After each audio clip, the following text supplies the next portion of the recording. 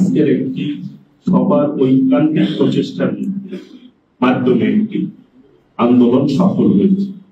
এই আন্দোলনে জাতীয়তাবাদী দলের প্রায় 470 জনের অধিক নেতাকর্মী শহীদ হয়েছে এবং বিএনপি একমাত্র দল যারা তালিকা প্রকাশ করেছে। ছাত্র দল কতজন, যুব দল কতজন, স্বেচ্ছাসেবক দল কতজন, শ্রমিক দল কতজন, বিএনপি কতজন শহীদ হয়েছে। কাজে এই যে শহীদদের আন্দোলনে নিহতদের, আমি নিজেই ঢাকা বিশ্ববিদ্যালয়ে গুলিবিদ্ধ হয়েছি, আমার উপরে হামলা হয়েছে। আমি যখন ছাত্র রাজনীতি করেছি, আমি ঢাকা বিশ্ববিদ্যালয়ের হল শাখার নেতা ছিলাম, বিশ্ববিদ্যালয়ের কনভেনরের দায়িত্ব পালন করেছি, এরপরে ছাত্র দলের সভাপতি করেছি। অসংখ্যবার নিজেই আহত আন্দোলনে আহত যে হয় সে তার মর্মবেদনা বুঝবে। কাজেই আগামী দিনে আমরা ইনশাল্লাহ যে কোনো গণতান্ত্রিক আন্দোলনে আমরা ঐক্যবদ্ধভাবে কাজ করতে পারি এবং সকলের সহযোগিতা নিয়ে আমরা পথ চলব। এই আন্দোলনকারীদের মধ্যে যদি দ্বিধা বিভক্ত হয়, আন্দোলনকারীদের মধ্যে যদি অনৈক্য হয়, যারা করেছে তারা ক্ষতিগ্রস্ত হবে, আর যাদের বিরুদ্ধে আন্দোলন আমরা করেছি তারা কিন্তু লাভবান হবে। এটাই আমাদেরকে ঐক্যবদ্ধ থাকতে হবে।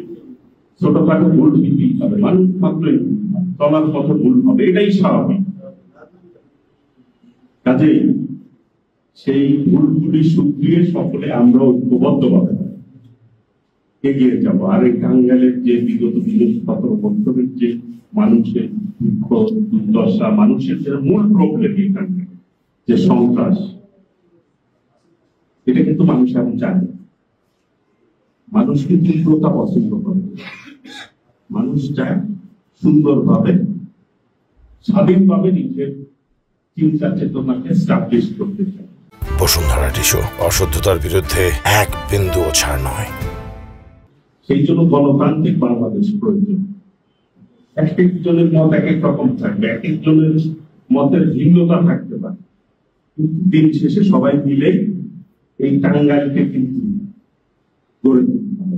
একার পক্ষে কিন্তু কোনো কাজ করা সম্ভব না। আমি যদি বলি যে আমি একাই সব করতে পারবো, সবার সহযোগিতা লাগে। একা কিন্তু কেউ নেতা না পারত, কেউ দেশ নয়। তার এই প্রমাণ যেটি করেছে যে আগামী দিনে 1 কোটি যুবকের কর্মসংস্থান করবে। এটা কিভাবে সম্ভব, সেই অনুযায়ী আমি বলতে চাই যে টাঙ্গাইলের আলাদাভাবে ইনশাআল্লাহ দেশ নায়ক তারেক রহমান যেটি বলেছে এটি কিন্তু তিনি করে দেখান। তিনি কিন্তু এর আগে যতগুলি বিএনপি কমিটমেন্ট করেছে সেটি কিন্তু করে দেখাবে। এটাই আগামী দিনে আমাদের যে কমিটমেন্ট, দেশ নায়ক তারেক রহমানের যে কমিটমেন্ট, 1 কোটি যুবকের কর্মসংস্থান নিশ্চিত করা, সেটা আমি টাঙ্গাইল থেকে সর্বপ্রথম করার চেষ্টা করি।